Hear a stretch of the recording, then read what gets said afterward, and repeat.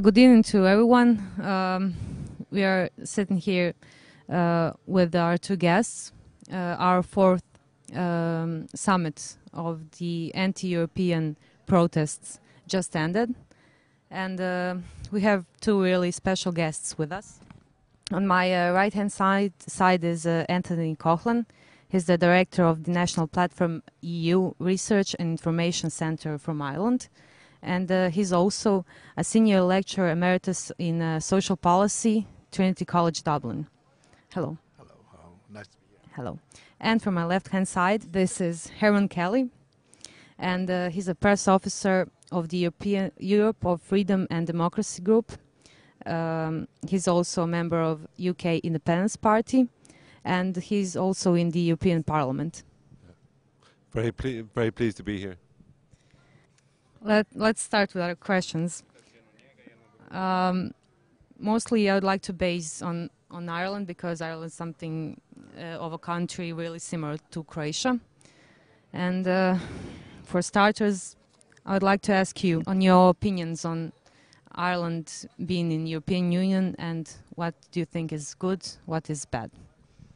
Well, at present, we are very disillusioned with being in the European Union. We have been 40 years since we joined the European community, as it then was. And at present, now we are in a very bad economic situation. We have 15% unemployment. We are run daily by the European Central Bank, the European Commission, and the International Monetary Fund, the IMF. And they take the detailed decisions that decide everything in Ireland. And the same is done, of course, for Greece, Portugal, Italy, and now Spain. And we have lost whatever democracy and independence we had. And moreover, we were foolish enough to join the euro currency. And that means we have no currency of our own, which means that, of course, the interest on our credit and our exchange rate is decided in Brussels and in Frankfurt. So we have no control over our own affairs to all intents and purposes. Okay.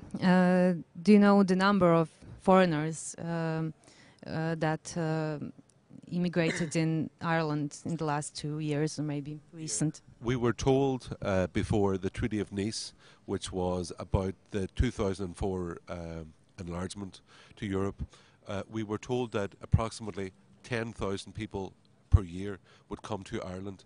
But since 2004, over 500,000 people have come from Eastern Europe to Ireland. It has had a very large effect on the unemployment situation in Ireland, the undercutting of wages.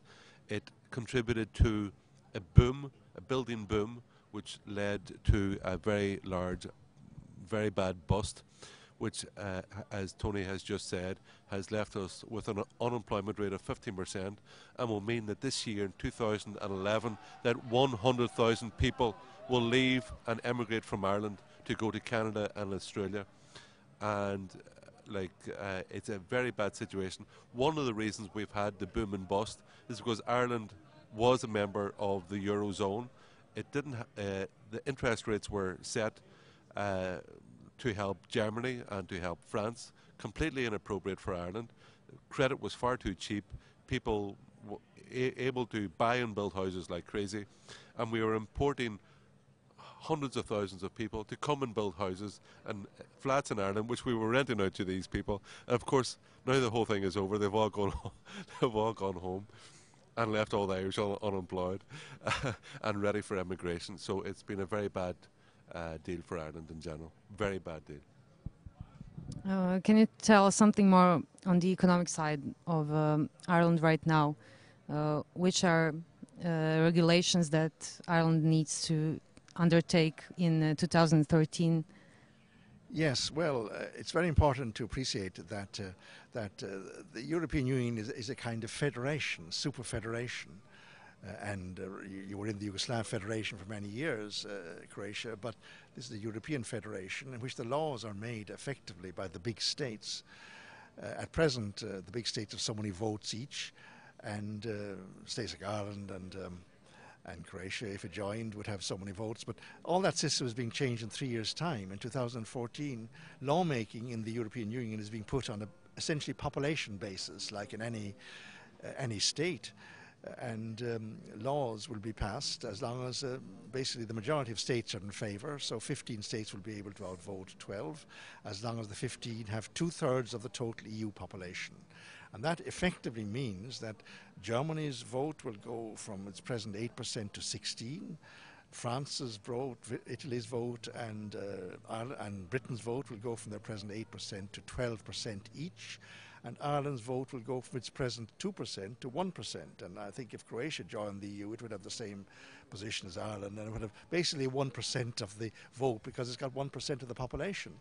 So you'd be joining a union where most of your laws will be made by the European Council ministers on the basis of this voting system, because it's the government ministers make the laws, and Croatia's minister would have 1% of the total vote. Germany's would have 16%, and France and Britain and Italy would have 12 each. So you can see how that system is not going to serve Croatia's interests or the interests of small countries in general. Recent things happening in Spain and Greece. Can you maybe comment on the employment rates and what is going on in Spain and Greece? Well, I know that the youth unemployment rate for those under 30 in Spain, the unemployment rate is 42%. That means almost 1 in 2 people under 30 are unemployed, which is incredible. As I said, the whole credit boom, which came from the euro, has had a huge effect on Spain, as it has had on Ireland. Very detrimental, has led to a lot of unemployment and a lot of resentment against the European Union. Yeah, I don't know if people are aware that it's a condition of joining the EU that you agree to give up your own currency after a few years. And that's very important, because it means that you have no control any longer over your credit or over your exchange rate with other currencies. And if a government wants to help its own people, it needs control of credit or its exchange rate. And the East European countries, many of them were under the USSR or under the Russians in the olden days, but the Russians never insisted on everyone giving up their national currency in order to adopt the ruble. But in order to join the EU, you have to agree to give up your national currency and adopt the euro. And the countries that have done that, or at least some of the countries that have done that in the Mediterranean, Greece, Portugal, Italy, Spain, and Ireland outside the Mediterranean, are now being crucified by these quite unsuitable rates of interest and the banking bubble which they give rise to. And you've had a property bubble, banks gone bust and being bailed out by their taxpayers, and an austerity regime, a regime of harsh economic cutbacks and a rise in taxation and so on, being imposed at the order or behest of the European Central Bank on the Greeks, on the Italians, on the Portuguese, on the Irish, and they're running the show. And it would be extraordinarily stupid of people here to agree to put yourself under that regime in order to benefit important sections of your political class who would do very well when they draw big salaries as bureaucrats or parliamentarians in Brussels, because the level of salaries there is 10 times as much as you'd ever get at home here in Croatia. And that's why the leaders of the big political parties and those who hope to get a few big jobs in the European bureaucracy or in the European Central Bank or in the European Parliament, you'll have 10 or 12 members, and they'll be paid 10 or 12 times as much as you get in the Croatian Parliament. That's why these people all want it. They'll do well, but you'll have no more say, and the Croatian Parliament and the Croatian people will have no more say any longer in all the things that most fundamentally affect your lives.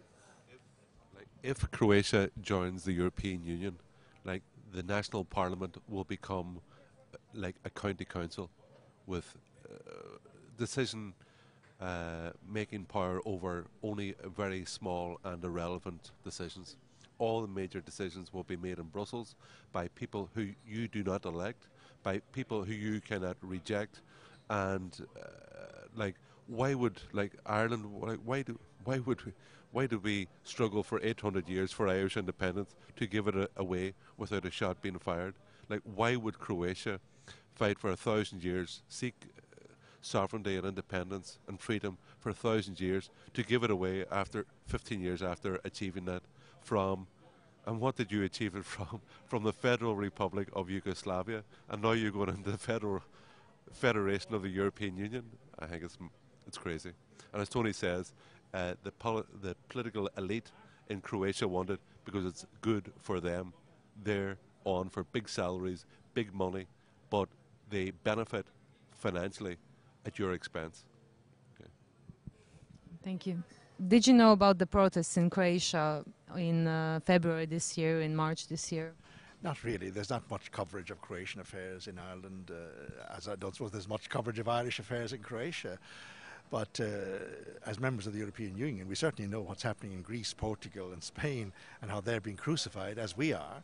And we just think it's extraordinary that there should be such enthusiasm among your political class, at least the leaders of most of the political parties, to join this situation where you've just had your independence for 15 or 20 years. I think some of them have made quite a mess of things, and they're rejected by their own people, but they hope they'll do well in Brussels if they get the big jobs that are available there. But the ordinary Croatian people are just putting themselves under new masters, who are essentially the big states of Europe, Germany, France, Britain, Italy. They'll dominate the show.